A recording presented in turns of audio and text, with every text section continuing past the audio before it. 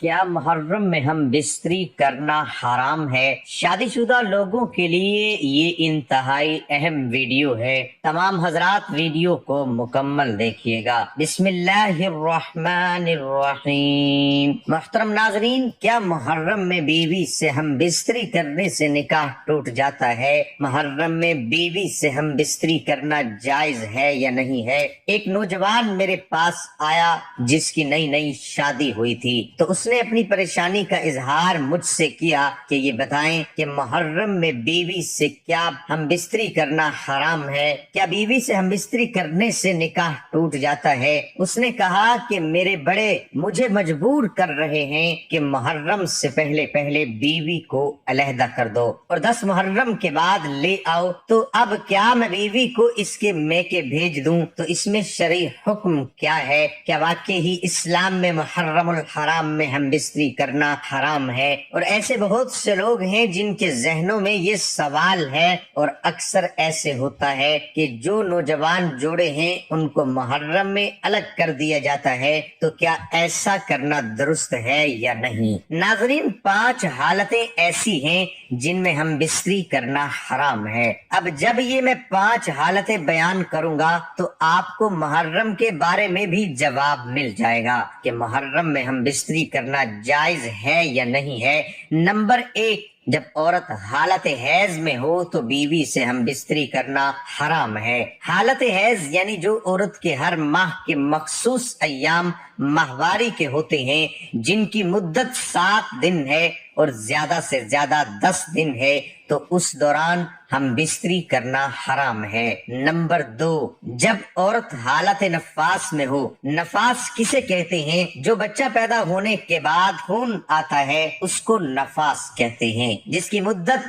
زیادہ سے زیادہ 40 دن ہے اور کم سے کم کی کوئی مدت نہیں ہے۔ جب خون ختم ہو جائے، رک جائے، تو نفاس ختم ہو گیا۔ اس کے بعد ہم بستری ہو سکتی ہے، تو یعنی حالت نفاس میں ہم بستری کرنا حرام ہے۔ نمبر 3، روزے کی حالت میں ہم بستری کرنا حرام ہے۔ مرد کے لیے، عورت کے لیے، چاہے مرد روزے میں ہو چاہے عورت روزے میں ہو، تو ہم بستری کرنا حرام ہے۔ نمبر 4، اعتکاف کی حالت میں، چاہے مرد اعتکاف میں بیٹھا ہو چاہے عورت اعتکاف میں بیٹھی ہو، تو ہم بستری نہیں کر سکتے۔ نمبر 5، احرام کی حالت میں، چاہے حج کا احرام ہو چاہے عمرے کا احرام ہو، احرام کی حالت میں بھی ہم بستری کرنا حرام ہے۔ ان 5 حالتوں کے علاوہ کوئی حالت ایسی نہیں ہے جس میں شرعاً ممانعت ہو۔ تو محرم میں ہم بستری کرنا بالکل جائز ہے، حلال ہے، حرام نہیں ہے، اور نہ ہی اس سے کوئی نکاح ٹوٹ جاتا ہے۔ جو نوجوان جوڑے جن کو والدین مجبور کرتے ہیں کہ بیوی کے میکے بھیجے، تو آپ ان سے بھی سوال کریں، نہ کہ آپ بھی بھیجیں۔ ایسا کوئی شرعاً حکم نہیں ہے کہ بیوی کو الگ کر دے اور محرم میں ہم بستری نہ کرے۔ شرعی طور پر اس میں کوئی قباحت نہیں ہے۔ علماء کرام اس بارے میں کیا فرماتے ہیں؟ کیا محرم الحرام میں میاں بیوی ہم بستری کر سکتے ہیں یا نہیں، اور کن کن دنوں میں ہم بستری کرنا منع ہے؟ محرم الحرام میں جمع کرنا بلا قباحت جائز و درست ہے، کیونکہ اعلیٰ حضرت امام احمد رضا خان بریلوی رحمت اللہ علیہ تحریر فرماتے ہیں، ماہ محرم میں نکاح کرنا جائز و درست ہے۔ نکاح کسی مہینے میں منع نہیں ہے، لہذا ثابت ہو گیا کہ جس طرح نکاح کسی بھی مہینے میں منع نہیں ہے، اسی طرح جمع کرنا بھی کسی بھی مہینے میں منع نہیں ہے۔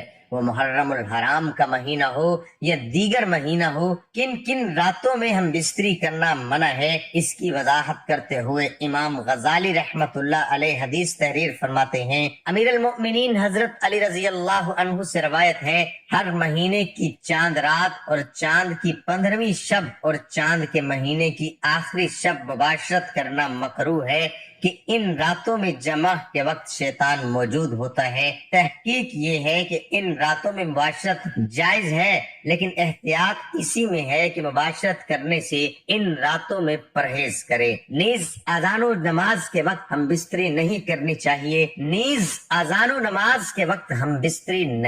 چاہیے۔ بزرگان دین فرماتے ہیں کہ اذان و نماز کے وقت مباشرت کرنے سے اولاد نافرمان، مذہب سے بیگانہ پیدا ہوتی ہوتی ہے۔ قرآن و حدیث کی روشنی میں ایک خاوند کا اپنی بیوی کے لیے کون کون سی بنیادی ضروریات کا پورا کرنا ضروری ہے، جبکہ مرد کے مالی حالات بھی اتنے زیادہ بہتر نہ ہوں، نان نفقہ سکنا اور زوجیت کا حصول بیوی کا حق اور شوہر کے ذمہ فرض ہے۔